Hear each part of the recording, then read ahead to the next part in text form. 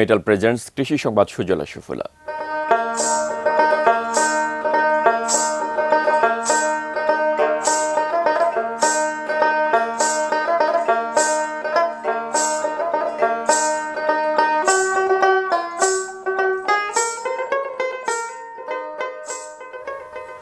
যশোরের শার্শায় রামরঙ্গন জাতের কমলা চাষ করে ব্যাপক লাভের আশা করছেন কৃষি উদ্যোক্তা ওয়াহিদুজ্জামান।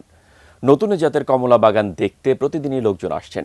কৃষি অফিসও জানিয়েছে জেলায় কমলা চাষের সম্ভাবনার কথা। বেনাপোল প্রতিনিধি আহমদ আলী শাহিনের তথ্য, ছবিতে ডেস্ক রিপোর্ট।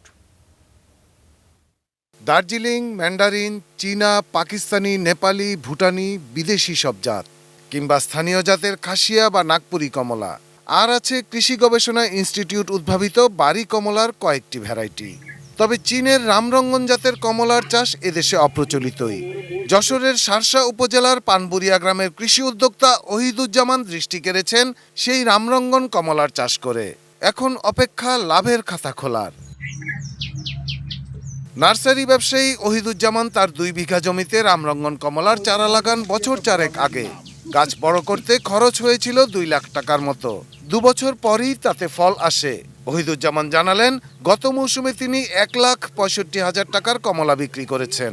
তবে এবছর ফল ধরেছে কয়েক গুণ। প্রতিটি গাছ থেকে এবার মিলবে 1.5 থেকে 2 মণ কমলা।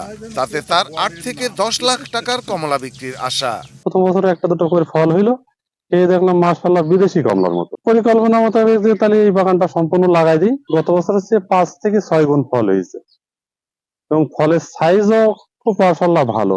মাঠ পর্যায়ের কৃষি কর্মকর্তা জানালেন, রামরঙ্গন কমলা চাষে সুবিধা হচ্ছে পরিপক্ক হওয়ার পরও তা গাছ থেকে ঝরে পড়ে না। ফলটি আরো 1 মাস গাছে রাখা যায়। গাছে পোকামাকড়ের আক্রমণও হয় কম।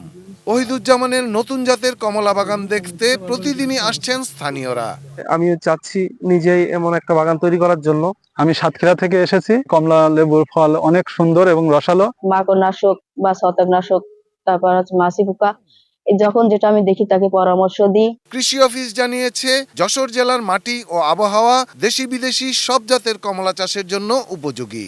ওয়াহিদুজ্জামান সহ বিভিন্ন কৃষকের মাঝে বিভিন্ন প্রকল্পের আওতায় বিনামূল্যে বিভিন্ন উন্নত মানের কমলা চারা এবং অন্যান্য উপকরণ বিতরণ করে যাচ্ছি এবং আমরা আশাবাদী সামনের বছর আরো অধিক পরিমাণ জমি কমলা আবাদে সম্প্রসারিত হবে। Shahidul Rana, desk report, ATN news.